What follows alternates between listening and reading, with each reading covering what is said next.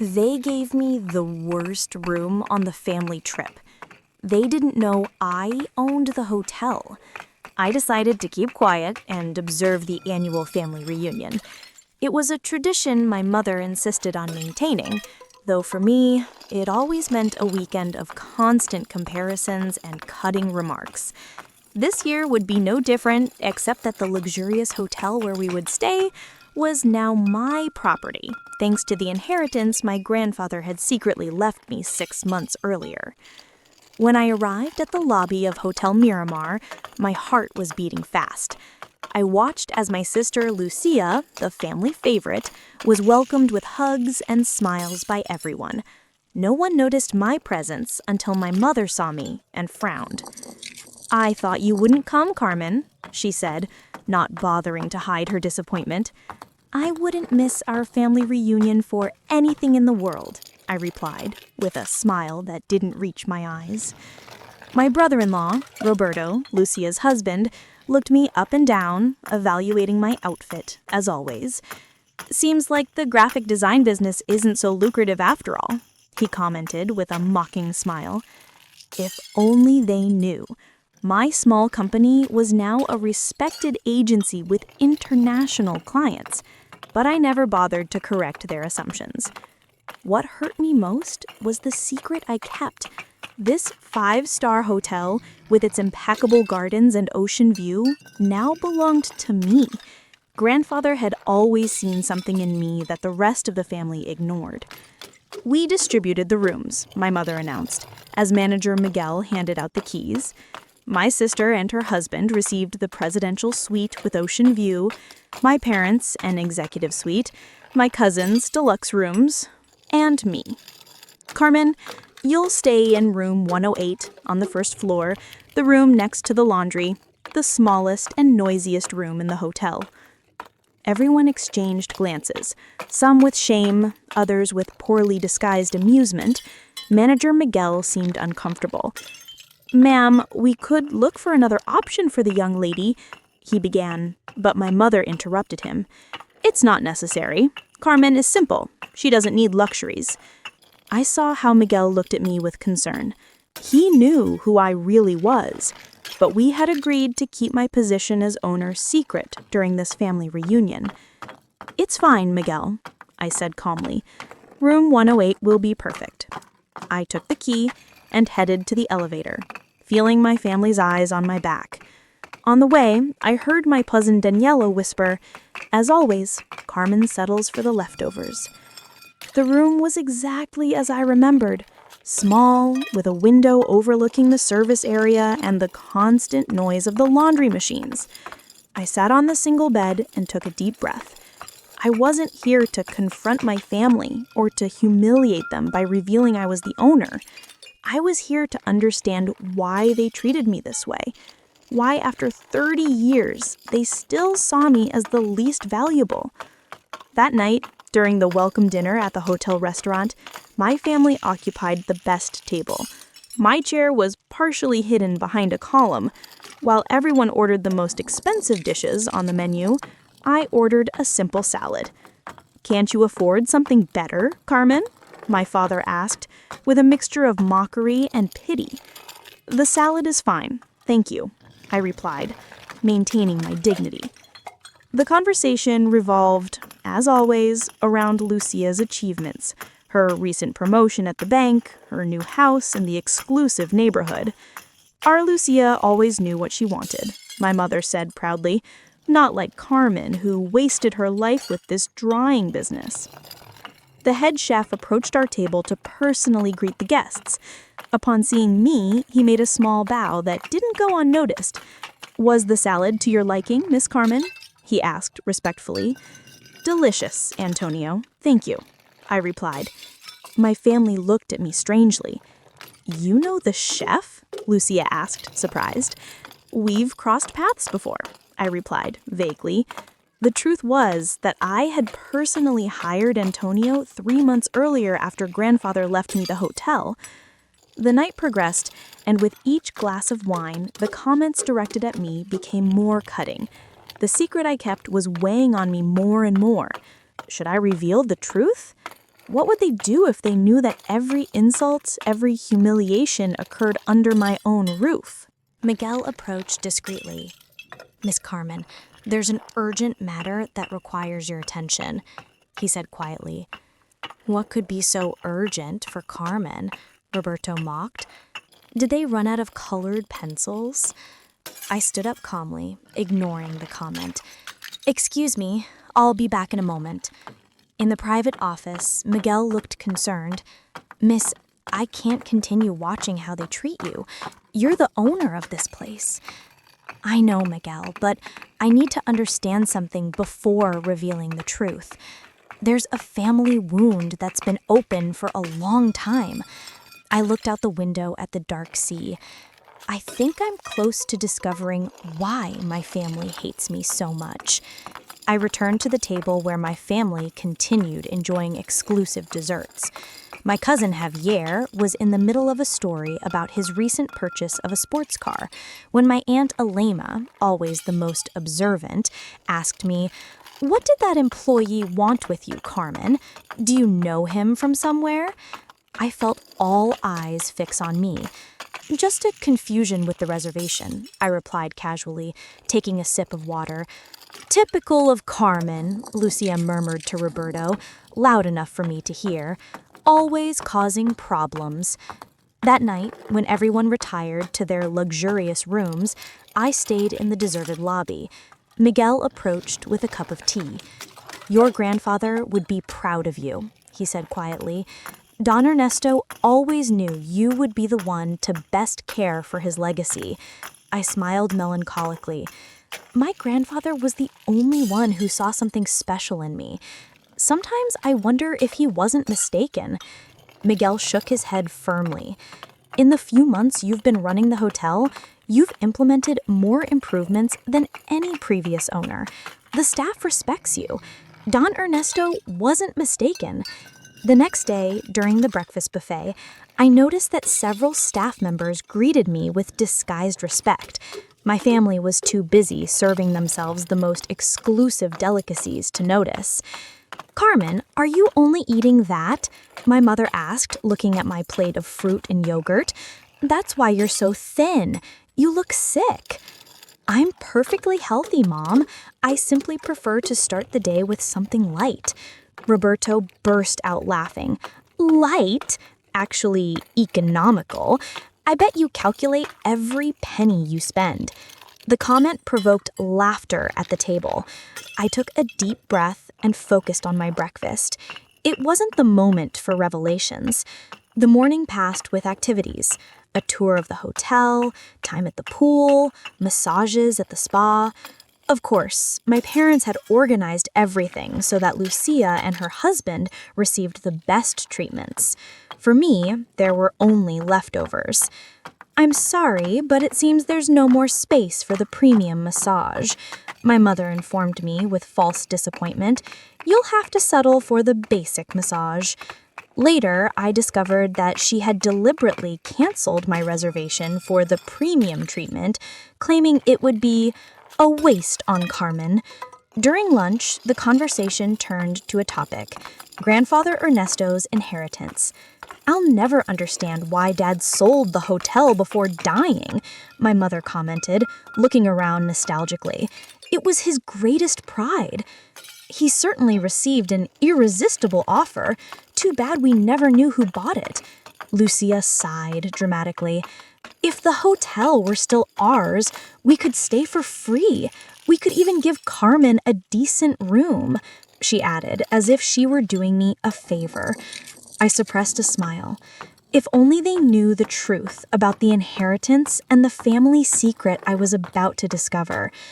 That afternoon, while my parents and Lucia enjoyed a yacht tour, I slipped into my grandfather's old office, now my private office. Miguel was waiting for me with a box of documents. I found what you asked for, Miss Carmen. These are all your grandfather's personal documents related to your family. I began reviewing letters, photographs, and diaries. Among them, I found a yellowed envelope dated 15 years ago. It contained a letter from my mother to my grandfather that left me breathless. Dad, you have to understand that Carmen isn't like us. She never was. If you continue treating her as your favorite, you'll only hurt her. She doesn't have what it takes to succeed in this family. Lucia is the one who should inherit the hotel someday. My hands were shaking. I continued reading similar correspondence over the years, letters where my own mother tried to convince grandfather that I didn't deserve his attention or his inheritance, letters where she described my supposed failures and weaknesses. A handwritten note from my grandfather, never sent, responded, "Isabel, it saddens me to see how you treat your own daughter. Carmen has a spirit and intelligence that you can't even see. Someday, all of you will realize the mistake you've made." The discovery hit me like a cold wave. It wasn't just envy or family rivalry. My own mother had systematically orchestrated my marginalization within the family. "Are you all right, miss?" Miguel asked, concerned about my silence. "No," I replied honestly, "but I will be." I continued reading and discovered something even more disturbing. My father and Roberto had tried to manipulate grandfather into selling them the hotel at a reduced price shortly before his death. Their plan had failed when grandfather, suspicious of their intentions, decided to secretly leave it to me. A knock on the door interrupted my investigation. It was Daniela, my cousin. "Carmen, what are you doing here? This area is only for authorized people," she said, looking curiously at the documents scattered on the table. Miguel intervened quickly. "The young lady was looking for information about the hotel's activities, Miss Daniela." Daniela didn't seem convinced. Her eyes narrowed, examining the office. "Isn't it strange that they let you into the private office? They wouldn't even let us take a look." "Maybe I'm not as insignificant as everyone thinks," I replied, holding her gaze. Something changed in her expression. For the first time, I saw a glimmer of doubt in her eyes. "You were always grandfather's favorite," she said slowly. "We all knew it, though no one would admit it." When Daniela left, I knew my secret wouldn't last much longer. The family would start to suspect, and I would have to make a decision: continue enduring humiliations, or reveal that I, the despised Carmen, was now the owner of the empire they all coveted. That night, during the formal dinner, the storm that had been brewing since my arrival came, and with it, the opportunity for revenge I never knew I wanted. The gala dinner was the central event of our family reunion. The hotel's main hall had been decorated with fresh flowers, candles, fine crystals, and linen tablecloths. I arrived deliberately late, wearing a simple but elegant black dress that I had designed myself. "Finally you appear," my mother said irritably. "We were about to order without you."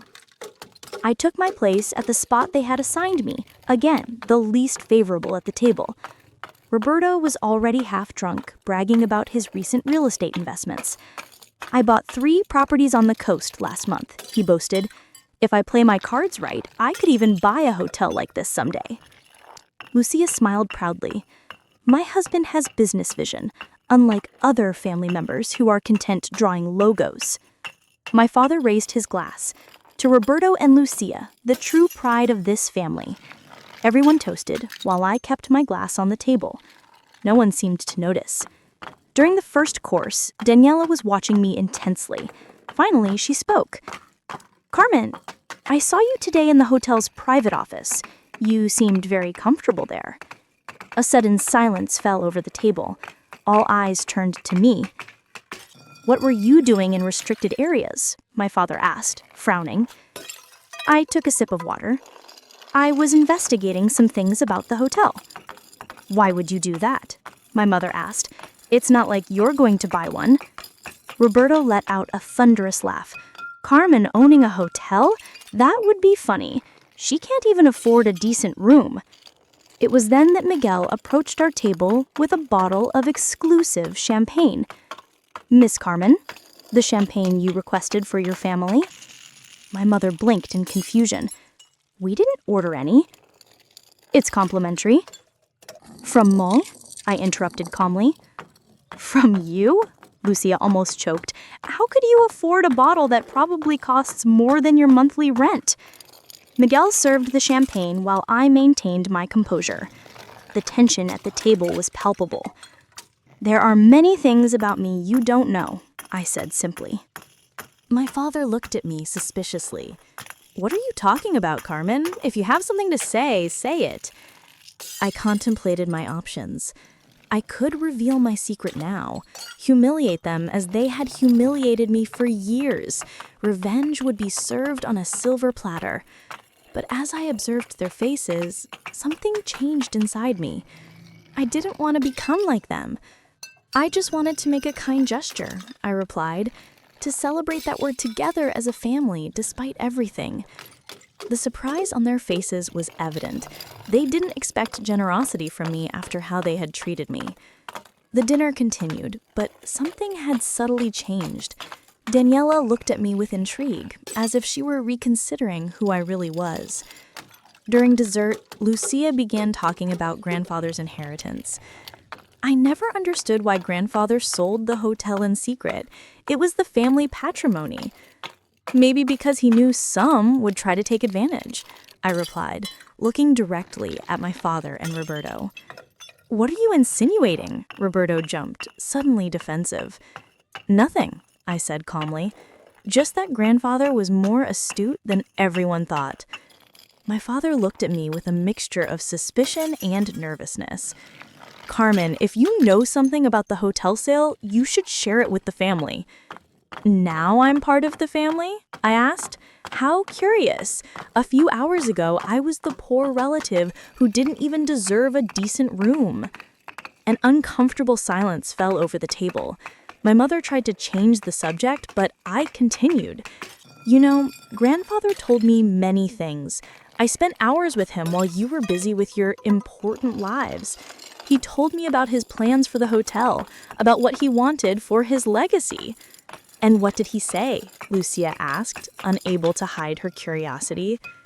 "He told me that a family business is like a mirror. It reflects the values of those who run it." I made a significant pause. "And that you always have to be careful with deceptive appearances." Roberto slammed his fist on the table. "Enough riddles. If you have something to say it clearly." At that moment, the hotel's general manager approached our table. "Excuse the interruption. I just wanted to make sure everything was to your liking, especially for you, Miss Carmen."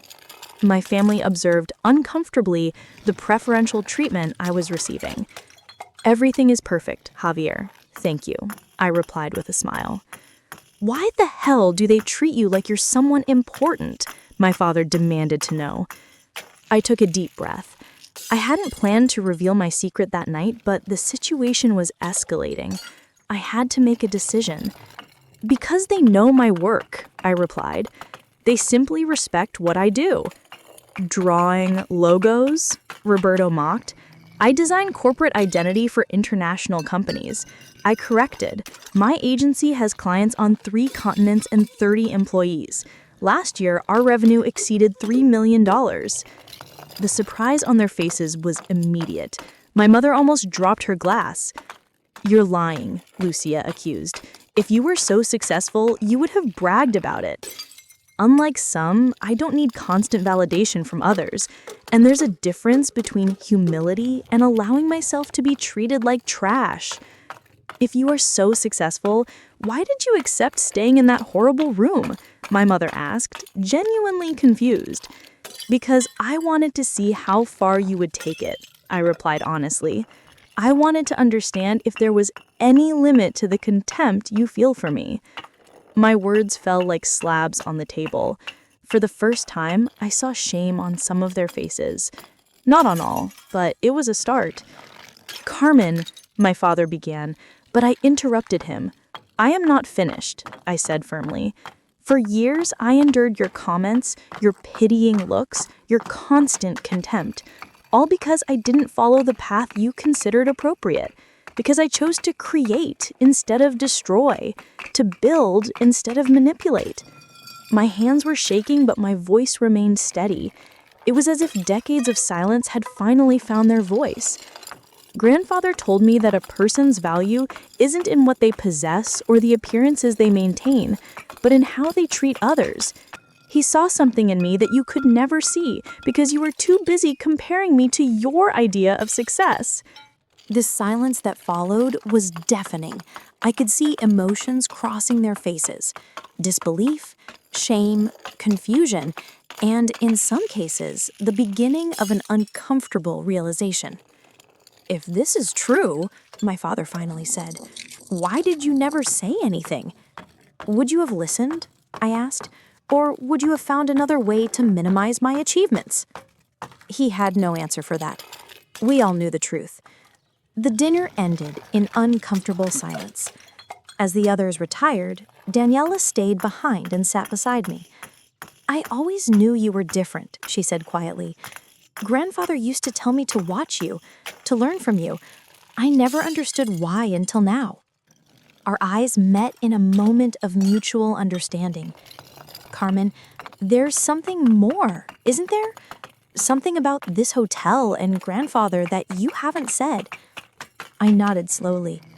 "And tomorrow, everyone will know." The next morning dawned with unusual clarity.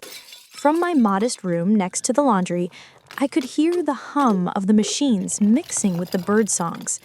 I dressed carefully, choosing an ivory-tailored suit I reserved for special occasions. Today would undoubtedly be an occasion none of us would forget.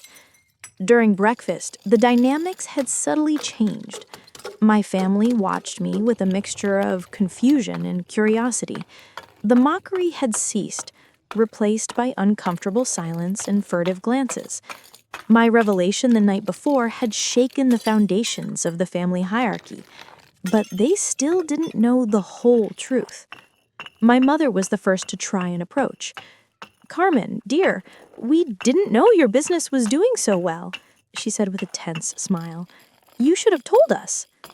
"I tried, Mom." My voice was calm, without a trace of bitterness. "Every time I mentioned a new client or an important project, you changed the subject to talk about Lucia's achievements." My sister had the decency to blush. "Well, the important thing is that now we know," my father intervened, adopting a conciliatory tone he had never used with me before. "We're proud of you, of course." Roberto, however, maintained his skepticism. "3 million in annual revenue. That's impressive, if it's true," he commented, emphasizing the last part. "Although revenue isn't the same as profit, of course." My profit margin last year was 28%, after taxes. His expression transformed into a mixture of surprise and something that looked almost like respect. At 10 o'clock, Miguel approached our table. "Miss Carmen, everything is ready for the meeting you requested." My family looked at me strangely. "I organized a small presentation about the hotel's history. I thought it would interest you, considering how important it was to grandfather." We headed to the main conference room, an elegant space with large windows offering panoramic ocean views. Inside, to my surprise, wasn't just the hotel's management team, but also an older, distinguished-looking man I recognized immediately: Arturo Mendez, my grandfather's lawyer. "What does this mean, Carmen?" my father asked, suddenly alarmed. "Please take your seats," I indicated, pointing to the front row of chairs. Once everyone was seated, I positioned myself in front of them. My heart was beating fast, but my voice remained steady. "Thank you all for coming. As you know, this hotel was the crown jewel of Grandfather Ernesto's businesses. He built it from scratch, converting a small inn into one of the most prestigious establishments on the coast. I activated the projector, showing old photographs of the hotel in its early days. My family watched with a mixture of nostalgia and confusion. "What you may not know," I continued, "is what really happened to the hotel after his death." My mother tensed visibly. "Grandfather sold the hotel before dying. We never knew to whom." "That's not entirely accurate," Lawyer Mendez intervened, standing beside me. "Don Ernesto didn't sell the hotel. He transferred it to a trust." "A trust?" my father repeated, frowning. Why weren't we informed? Because it wasn't relevant to you, Mendez replied with professional coldness. The trust had a single beneficiary. All eyes turned to me. I could see the pieces fitting together in their minds. It can't be, Lucia whispered. I nodded slowly. Grandfather left me the hotel. I've been the owner for 6 months. The silence that followed was absolute, as if even the air had stopped moving. The expressions ranged from disbelief to indignation, passing through the deepest shock. Roberto was the first to recover his voice. This is absurd. Why would he leave you? Precisely you, his most valuable possession. That's an excellent question, I replied, looking directly at my parents, and I think Mom might have some idea. My mother paled instantly. I don't know what you're talking about. I found your letters, Mom, the ones you wrote to Grandfather, trying to convince him that I didn't deserve his attention or his inheritance. Several gasps were heard in the room. My mother seemed to have shrunk in her chair. I also found something else, I continued, signaling Miguel, who delivered a folder to each family member. The documents confirming that Dad and Roberto tried to manipulate Grandfather into selling them the hotel at a reduced price shortly before his death. My father opened the folder with trembling hands. Inside were copies of emails, fraudulent purchase proposals, and false appraisals that underestimated the hotel's value. This is taken out of context, he stammered. No, it's not, Lawyer Mendez intervened. Don Ernesto showed me these documents. That's when he decided to modify his will and leave the hotel in trust to Carmen, the only person he truly trusted to preserve his legacy. Roberto stood up abruptly, his face red with anger. This is a conspiracy. You certainly manipulated the old man or the lawyer. You don't have what it takes to run a business like this. The results suggest otherwise, I replied calmly. In the 6 months since I took control, the hotel's revenue has increased 18%. Customer satisfaction has improved, and we've been nominated for 2 Hospitality Excellence Awards. Miguel nodded in confirmation. The management team present showed expressions of pride and respect. My mother seemed genuinely confused. If you're the owner, why did you accept staying in that horrible room? Why did you allow us to treat you like that? It was the question I'd been waiting for. Because I needed to understand. I needed to comprehend if you really saw me as worthless, or if there was some deeper reason for your contempt. The tears threatened to flow, but I stayed strong. And what I discovered was even more painful than I imagined. It's not that you believed I had no value. It's that you feared what would happen if others saw my value, especially Grandfather. My mother lowered her gaze, unable to sustain mine. The letters show clearly, Mom. You couldn't stand that Grandfather loved me. You couldn't accept that he saw something special in me. Why? What did I do to deserve this? The silence that followed was broken by a muffled sob.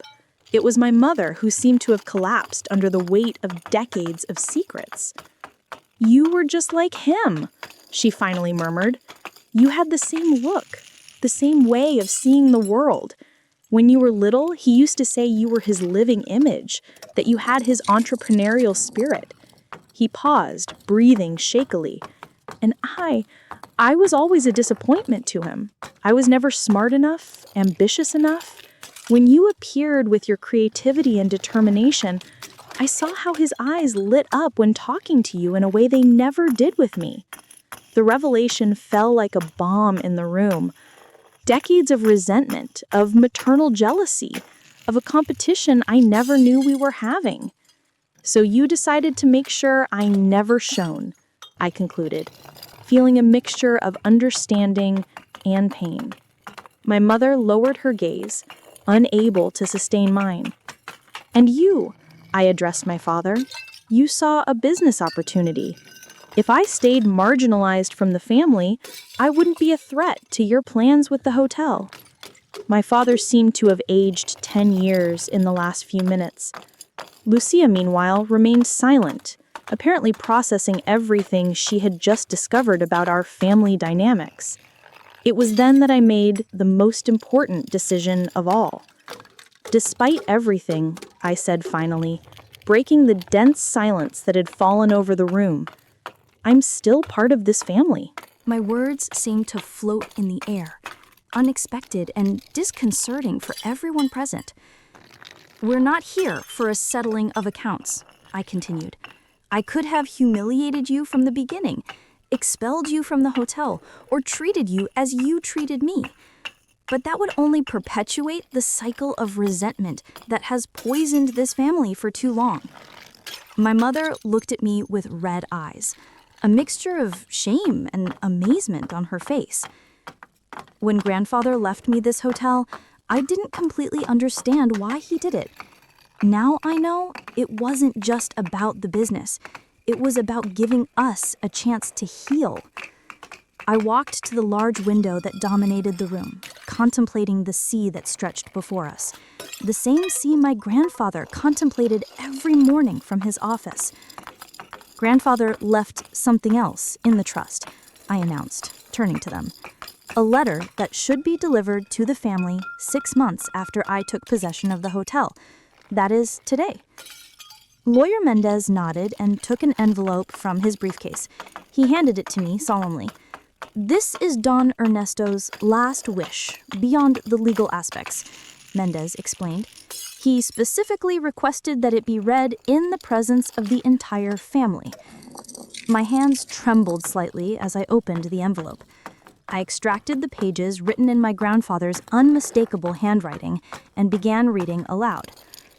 Dear family, if you are hearing these words, it means Carmen has assumed her role as owner of Hotel Miramar, and the time has come for you to know my true reasons. This hotel represents my legacy, but a legacy is not just walls and business. A legacy is also the values we transmit to the generations that follow us. For years, I watched sadly as our family fragmented. I saw the contempt for Carmen, the person who, ironically, most resembles me in spirit and vision.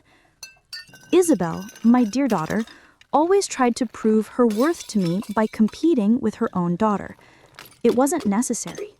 I loved her for who she was, not for who she believed she should be to impress me. Roberto and Lucia built their lives on appearances and superficial ambitions. True success is not measured in properties or status, but in the integrity with which we live. I left the hotel to Carmen, not only because I trust her ability to manage it, but because I trust her heart to heal our family's wounds. My last wish is that you use this revelation as an opportunity to reflect, to acknowledge past mistakes, and build a future where mutual respect replaces contempt, where family love is stronger than individual ambitions. The hotel now legally belongs to Carmen, but spiritually belongs to all of you if you're willing to build a new family dynamic based on respect and acceptance. With eternal love, Ernesto. When I finished reading, several people in the room, including the hotel staff, had tears in their eyes. The silence that followed was charged with emotion, with realization, with truths denied for too long. My mother was the first to speak. All this time, she murmured, all this time, competing with my own daughter, trying to prove something to a father who already loved me. She stood slowly and, to my surprise, approached me with a voice broken by emotion. Carmen, I don't know if you can ever forgive me. I was a terrible mother, blinded by my own insecurities. I saw in her eyes something I had never seen before. Genuine recognition, vulnerability, and the beginning of deep regret. My father, meanwhile, seemed devastated. Your grandfather was right, he admitted almost to himself. I built my whole life trying to impress others, forgetting what really matters. Lucia remained seated, silent, with an indescribable expression. Finally, she stood and walked to me. "I never understood why grandfather preferred you," she said slowly. "Now I see. While I sought his approval, you sought his wisdom. While I wanted his money, you wanted his legacy." There was no hostility in her voice, just a sad acceptance. Roberto, however, didn't seem moved. He stood abruptly, his face red with indignation. "And I suppose now we should feel guilty, that we should congratulate you for inheriting an empire you didn't build." He looked at Lucia, expecting her support, but she remained by my side. "Roberto," I said calmly, "the hotel is legally mine. That won't change. But what we do from here as a family depends on all of us." Lawyer Mendez cleared his throat discreetly. "Actually, there's an additional clause that we haven't discussed yet." We all turned to him, surprised. Don Ernesto established that, at Carmen's discretion, and solely at her discretion, she could assign minority stakes in the hotel to other family members, provided they demonstrated commitment to the values he defended. The revelation fell like a bomb. My family now looked at me with a mixture of hope and fear. "I'm not seeking servility in exchange for shares," I clarified. "What grandfather wanted was genuine reconciliation, not motivated by economic interest." "What do you propose then?" my father asked, with a tone suggesting he was really willing to listen. I took a deep breath. This was the moment I'd been waiting for, the opportunity to transform pain into something constructive. I propose that we acknowledge the truth. We're a dysfunctional family that has caused real harm to its members. We can't erase the past, but we can decide how our future will be. I paused, looking each one in the eyes. The hotel will continue under my direction, but I'm willing to create a family council where everyone has a voice, not for operational decisions, but to ensure grandfather's legacy endures, in philanthropic works, in community help, in the values he defended. "And the shares?" Roberto asked, still skeptical. "They'll be earned over time," I replied firmly, "not with flattery to me, but with actions that demonstrate you truly understood grandfather's message." My mother approached, and with some hesitation took my hands in hers. "I don't deserve a second chance," she said with tears running down her cheeks. "But if you're willing to give me one, I promise I'll do everything possible to be the mother I should have been from the beginning." I felt my own tears surfacing. Years of longing for the maternal love I never received, manifested in that moment of shared vulnerability. "That's all I ever wanted, Mom," I replied softly. My father joined us, followed by Lucia. Roberto remained distant, observing the scene with a mixture of confusion and resentment. "I need time to process all this," he said finally, heading to the door. "Take all the time you need. The door will be open when you're ready." After Roberto left, the atmosphere in the room changed. It was as if an invisible weight had been lifted, allowing us to breathe freely for the first time in decades. The hotel staff, who had witnessed the entire scene, seemed deeply moved. Miguel discreetly began indicating they should leave us alone for this family moment. When we were left with just us and Lawyer Mendez, Lucia spoke. "What do we do now? How do we begin to repair so much damage?" "With honesty," I replied. "Grandfather used to say that family wounds only heal when they're exposed to air. We've kept this resentment in darkness for too long." My father nodded slowly. "You have his wisdom, Carmen. You always have." Mendez stood up, collecting his briefcase. "My work here is finished. Don Ernesto would be proud of how you handled this, Carmen." As he headed to the door, he added, "By the way, there's an additional box of your grandfather's personal documents in my office. He mentioned you would find special interest in his diaries from the years he built the hotel." After Mendez left, my family and I remained in the room, enveloped in a silence that, for once, wasn't uncomfortable, but contemplative. "I never asked you about your business," my mother said suddenly. $3 million in revenue? 30 employees? You must be very good at what you do." I smiled slightly. "I am, and I'd love to show you my work someday." I'd like that, she replied with a sincerity I'd never heard in her voice before. Lucia, always practical, intervened. So, what do we do about the rest of the family weekend? Do we continue with the planned activities?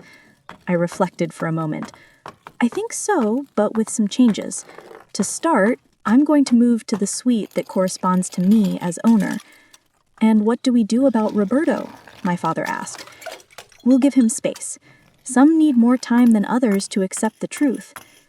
That night, as the hotel staff transferred my belongings to the hotel's main suite, I felt a strange mixture of emotions. Victory, yes, but not the petty victory of revenge, but the deeper one of having broken a toxic cycle. From my suite's terrace, I contemplated the same sea my grandfather loved. The salty wind caressed my face, bringing with it the aroma of new possibilities. You were right, grandfather, I murmured to the wind. True power isn't in humiliating those who hurt us, but in giving them the opportunity to change. At that moment, I remembered the words my grandfather used to say. A hotel is like a family, Carmen. Each room is different.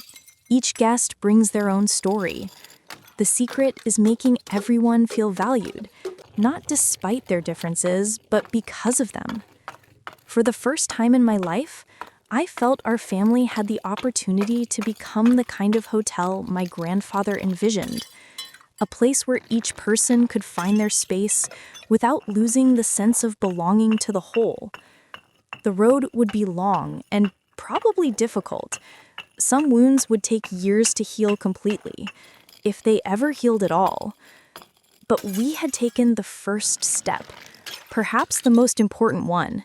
We had looked truth in the eyes and decided not to look away. Epilogue. 1 year has passed since that revealing family reunion. Hotel Miramar thrives under my direction, with changes grandfather would have approved. A scholarship program for young people from the local community, rooms adapted for people with disabilities, and a firm commitment to sustainability. My relationship with my family has evolved in ways I never imagined possible. My mother and I have a weekly lunch meeting where we slowly rebuild our relationship. She no longer seeks to compete with me, but to truly know me. Sometimes when we talk about design or business, I see in her eyes a glimmer of true maternal pride. Lucia was the biggest surprise. After reflecting on her life and values, she decided to return to university to study social work. I want to build something meaningful on my own merits, she told me. Her transformation has been profound and genuine. My father found an unexpected purpose in the hotel's community program, where he now coordinates activities for young entrepreneurs. He says that teaching them what he learned, including his mistakes, gives him a sense of purpose that money and status never provided. Roberto took 6 months to speak to me again. When he finally did, it was to ask me for a job opportunity, not a free steak.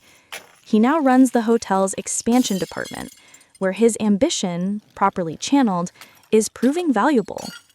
Room 108, where they housed me that first day, has been transformed into a small museum that tells the story of the hotel and its founder. At the end of the tour, visitors find grandfather's letter framed as a reminder that family businesses are above all about values and legacy. Every day, when I walk through the corridors of this hotel, which is both my inheritance and my responsibility, I feel grandfather's presence guiding me.